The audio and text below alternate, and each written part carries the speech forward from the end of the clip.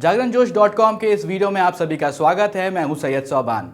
इस वीडियो में हम जानेंगे कि आज के करंट अफेयर से क्या कुछ सवाल बनाए जा सकते हैं, उनके सही जवाब क्या होंगे और उनसे रिलेटेड कुछ की फैक्ट्स के बारे में भी जानेंगे। तो चलिए शुरू करते हैं पहले सवाल के साथ। फोर्ब्स की तरफ से जारी ताज़ा रैंकिंग में कौन लगातार 13वें साल भारत के सबसे अमीर लोगों की सूची में पहले स्थान पर है? इसका सही जवाब है मुकेश अंबानी। दोस्तों आपको बता दें, फोर्ब्स ने साल 2020 के टॉप 100 सबसे अमीर भारतीयों की लिस्ट जारी करी है और इसमें पहले नंबर पर रिलायंस इंडस्ट्रीज़ के चेयरमैन मुकेश अंबानी का नाम शामिल है। उनकी जो संपत्ति है, जिस समय ये रिलीज़ करी गई थी उस समय की संपत्ति के बारे में यहाँ पर आपको बता रहे हैं, तो ये 88.7 अरब डॉलर थी और फोर्ब्स की जो लिस्ट में 25.2 अरब डॉलर की संपत्ति के साथ दूसरे नंबर पर जो हैं उनका नाम है क्या? गौतम अडानी।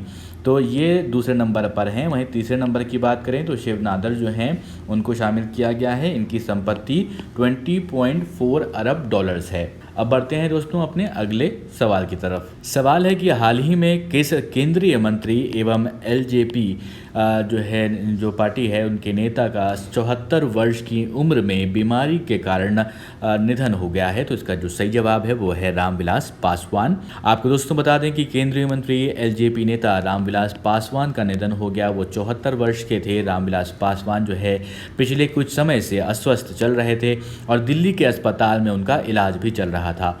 5 जुलाई 1946 को उनका जन्म हुआ था। रामविलास पासवान लगातार 9 बार लोकसभा के सांसद बने।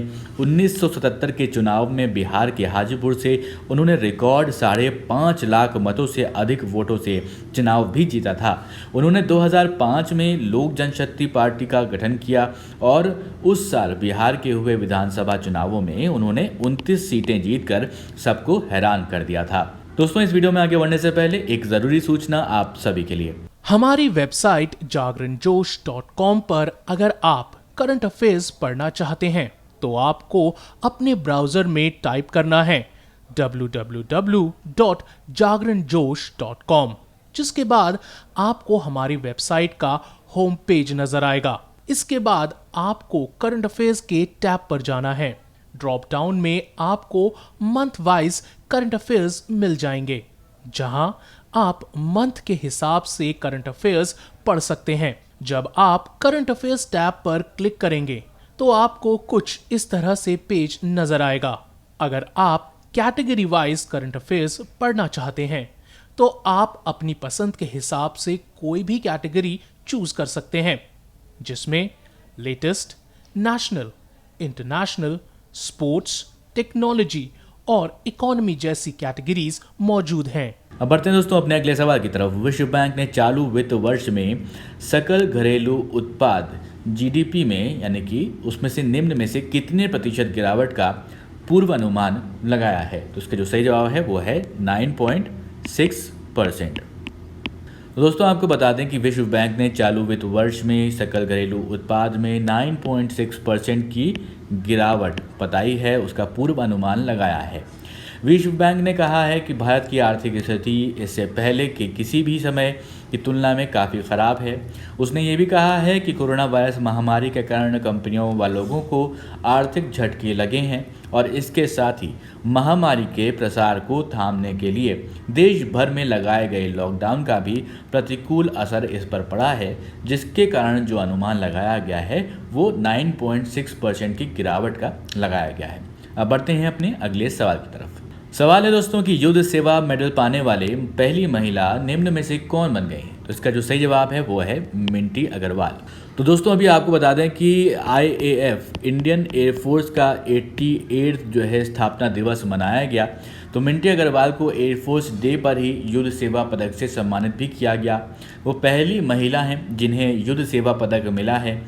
वायुसेना दिवस पर air chief marshal RKS Bhadauria जो हैं उन्होंने मिंटी अग्रवाल को पदक से सम्मानित किया।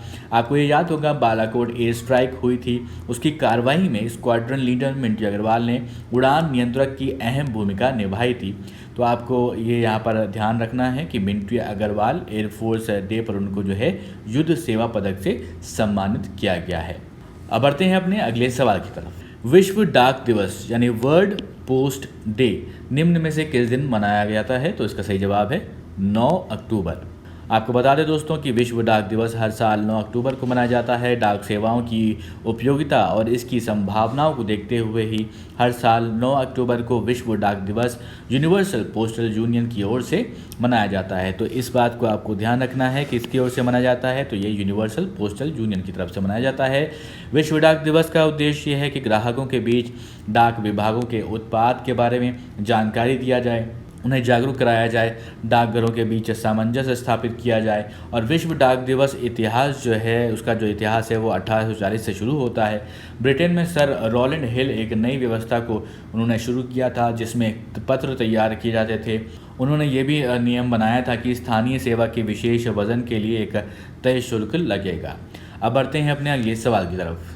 हाल ही में किस राज्य के मुख्यमंत्री ने किसान रथ मोबाइल ऐप को लॉन्च किया है? इसका सही जवाब है ऑप्शन डी, असम।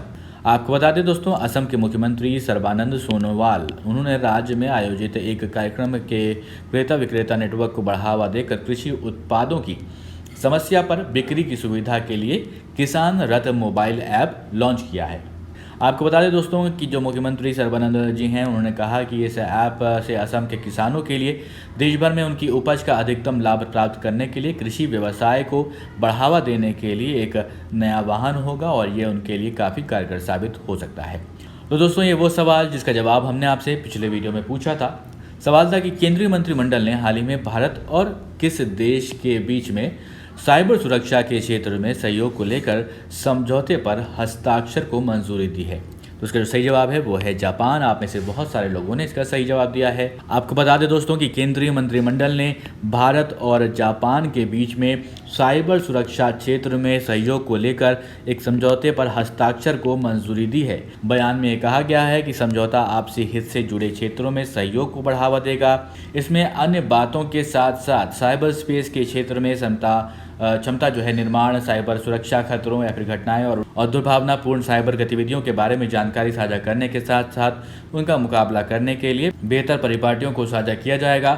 समझौते के तहत भारत और जापान सूचना संचार प्रौद्योगिकी, बुनियादी ढांचे आदि के सक्षम साइबर खतरों को कम करने को लेकर व्यवहारिक सहयोग के लिए संयुक्त तंत्र का विकास करेंगे। अब एक सवाल आपके लिए, जिसका जवाब आपको हमें कॉमेंट बॉक्स में लिखकर देना है। सवाल है, हाल ही में अफगानिस्तान और किस देश ने पंज तथा आमू दरिया नदी बेसिन के अद्वितीय पारिस्थितिकी तंत्र के संरक्षण हेतु किए जाने वाले प्रयासों को मजबूती प्रदान करने के लिए एक द्विपक्षीय समझौते ज्ञापन पर हस्ताक्षर किए हैं? आपके ऑप्शंस हैं तजाकिस्तान, पाकिस्तान, इराक या फिर ईरान। आप अपने जवाब हमें कमेंट बॉक्स में लिख कर दीजिए। इस वीडियो को अगर आपने पसंद किया तो इस वीडियो को लाइक करें, इस वीडियो को शेयर करें अपने दोस्तों के साथ। और दोस्तों, अभी तक आपने हमारे चैनल को सब्सक्राइब नहीं किया है तो ज़रूर सब्सक्राइब करें और देखते रहें जागरणजोश.com।